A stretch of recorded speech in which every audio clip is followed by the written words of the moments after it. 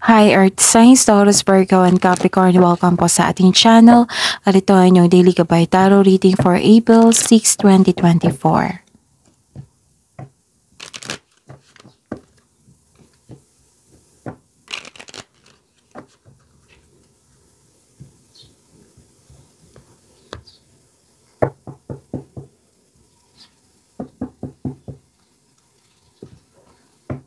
Please be reminded that this is general reading po, so maaari kayo makarelate o hindi. Just take what resonates.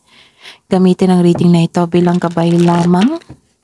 Balik po kayo dito bukas para sa ating Daily Gabay Tarot reading. Please like, subscribe, and click the button for notification para updated po kayo sa Daily Tarot reading natin. Para po sa gusto magpa-reading, maaari nyo pong makuhang link. Nasa description box po ito. Message lang po ako sa Messenger. Maraming salamat po.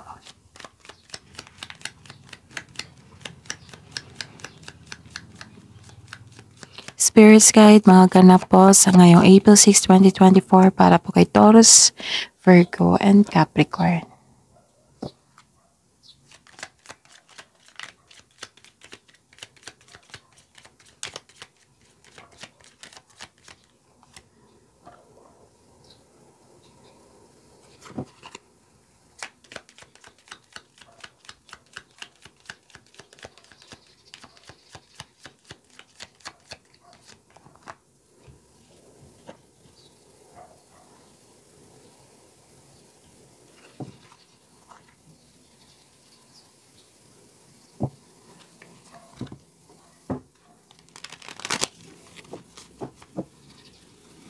Spirits Guide, mga mensahe po para kay Taurus, Virgo, and Capricorn ngayong April 6, 2024.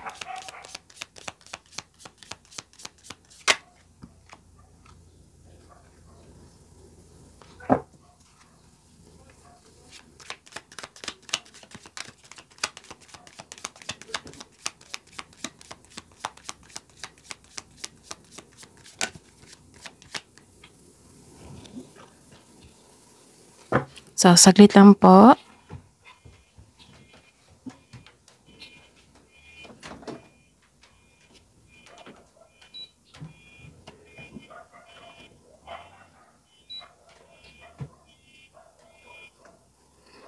Okay.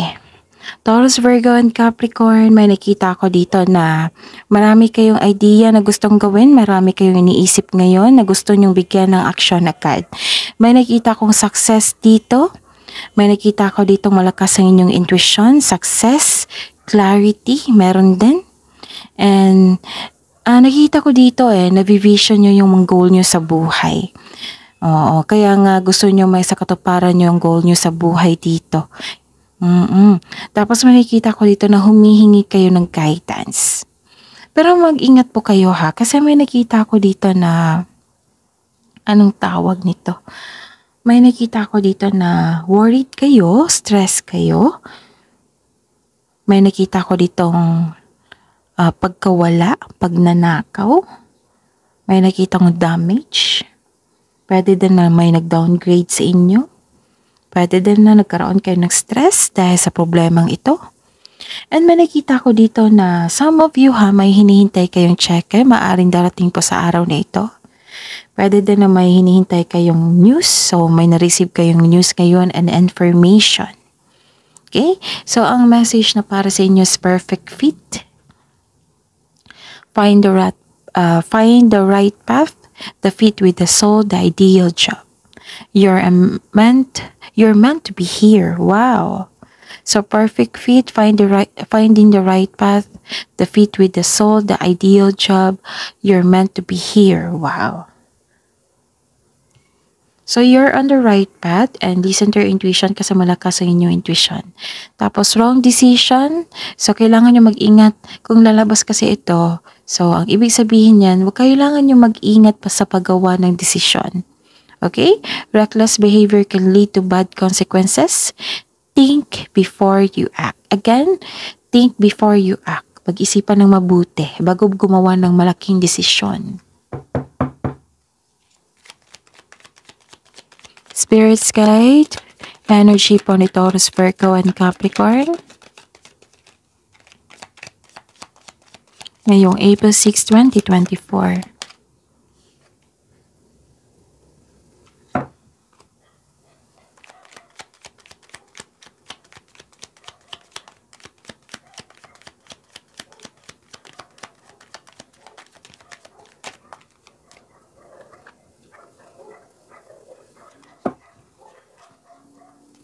Spirits guide,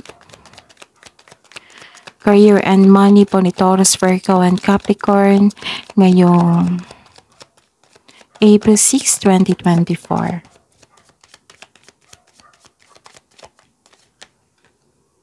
Kunin natin to at kunin natin to.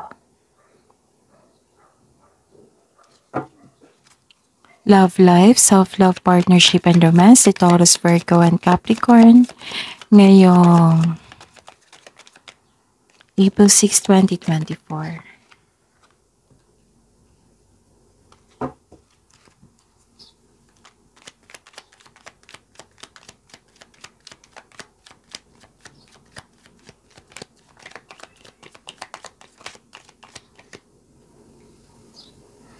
Okay, Taurus, Virgo, and Capricorn. May nakita ako dito niyo gusto niyo mapag-isa, nabigyan ng space ang inyong sarili. Pero may nakita naman ako ditong realization. May nakita ako dito na nagkaroon ng divine inspiration, enlightenment, realization. Gusto niyo mapag-isa dito ay nag-soul searching po kayo. You can restore your energy by spending time with yourself. Para sa pagbalik mo, you will feel energy. You will feel your energy restored. Yun.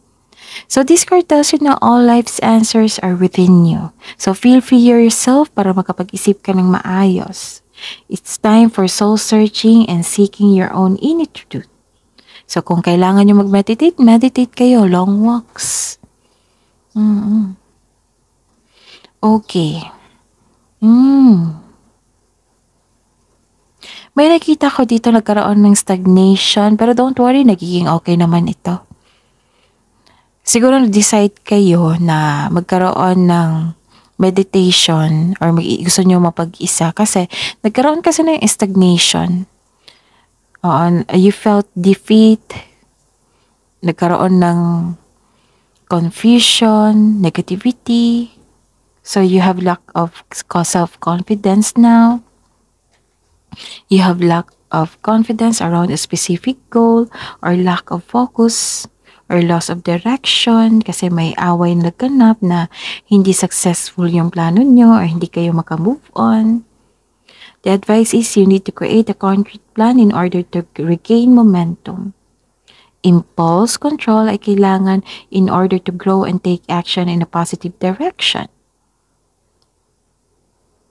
So this is also a warning of moving quickly. Or nagkaroon ka ng hesitation to take an action. So ayun, sabi po na this is a clarification of your card here na huwag madaliin na magawa kayo ng desisyon. Kailangan ng pagpaplano niyan, huwag niyong i-rush. Okay? Ano pa? Sa career and money niyo po. Anong tawag dito? Okay. This is labis ng pagmamalabis. May naging arrogante sa achievement mo and recognition mo ngayon. May concern kayo sa isang tao na bossy, na gusto niya makuha lahat ang gusto niya. Or hindi kayo satisfied sa completion ng project niyo. This card tells you na huwag masyadong gastahin kung ano man ang mga biyayang natanggap mo. Kung i-consider mo tong mga blessings na natanggap mo, celebrate it by expressing gratitude and generosity. Marahil nagkaroon kayo ng pagtanggap ng malaking pera. Tapos sabi po ng card dito na huwag niyo po daw gastahin lahat. I-save niyo po daw. Baka kasi magkaroon ng disbalance. And anong tawag nito? May concern kayo sa isang tao na greedy. May nakikita kasi akong greedy na tao dito or focus sa material wealth. Pwedeng ama mo to, pwedeng boss mo ito na lalaki. At ikaw ay, pwede din ikaw ito na pinapahirapan mo yung sarili mo. Yung pinipilit mo yung sarili mo. Yung pushing forcefully to see the results. Huwag niyong pahirapan yung sarili niyo. Kaya nga, ang sabi dito huwag kayong mag-rush. Enjoy niyo yung moment niyo, yung mga ginagawa niyo. May concern kayo sa hindi marunong mag-handle ng money. So, kung hindi ako nagkakamali, may na-read ako sa inyo kahapon ito. So, hanggang ngayon, problema mo ito.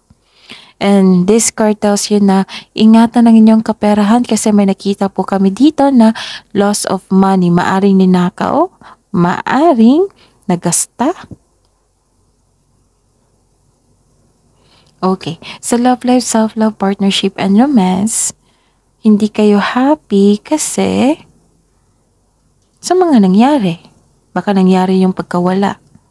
Maaring may nangyaring damage. Okay? So this is another card. Second card na po, nagkaroon ng pessimism. Confused kayo, hindi kayo happy. So kailangan ng time of reflection dito. Kaya nga gumagawa kayo ng time dito na mag-isip ng mabuti. Kasi nakikita nyo dito sa inyong sarili, nako, hindi na to pwede kasi naging disbalance na ako sa kaperahan, naging disbalance na ako sa schedule, naging disbalance na ako sa aking emotion. Kaya gusto ko mapag-isa para may maisip ako ng mabuti na solusyon. So this is it. Binigyan mo naman ng action po. May sitwasyon dito na hindi okay ang relasyon mo sa kapwa mo, sa partner mo, or sa pamilya. May delay sa travel. Pero makakahanap ka pa rin ng way para magkaroon ng, hindi kayo ma-bored sa paghintay. Okay? And may iniisip kayo na past nangyari. Like for example, mas mabuti pa yung dati, okay ako kaysa ngayon. Ganun, may pagsisisi. Pwede din na may unexpected visitor ka tapos nagpaalala sa inyong nakaraan. So, let the memories rest. Kailangan yung bigyan ng action yung present para sa inyong future. Kung may nawala sa inyong buhay, kung may nagkaroon ng disconnection, then i-pray mo, i-give up mo yung lahat ng worries at maghingi ka ng divine assistance na magiging okay na kayo. Okay? So, ayun.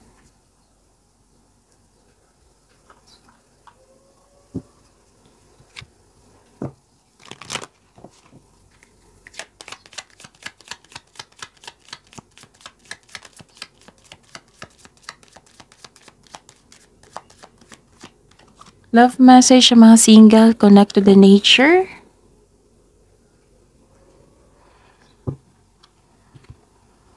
Para magiging okay na kayo. Love message para sa buhay mag-asawa sa mga may relasyon. Dream, share your dreams together and encourage each other to make them a reality.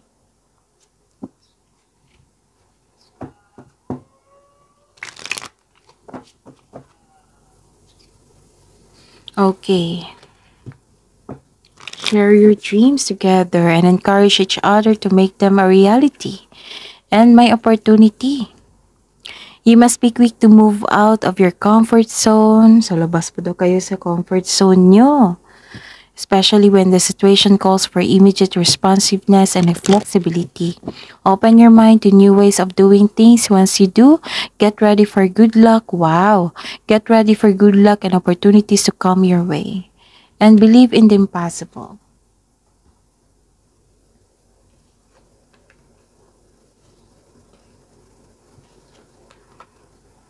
Kasi, dalawang card na po nagsabi dito nagkaroon ng pessimism. So, kailangan nyo maging positive. Okay? Para positive yung ma-attract nyo. And believe in impossible. Tapos, nagbigay naman ng comfort don't worry. Nagbigay naman ng comfort si Archangel Azrael sa inyo. I am with you in your time of need, helping your heart to heal. So that is your reading, Taurus, Virgo, and Capricorn for today, April 6, 2024. Please like, subscribe, and click bell button for notification para updated po kayo sa daily tarot reading natin. Maraming salamat po.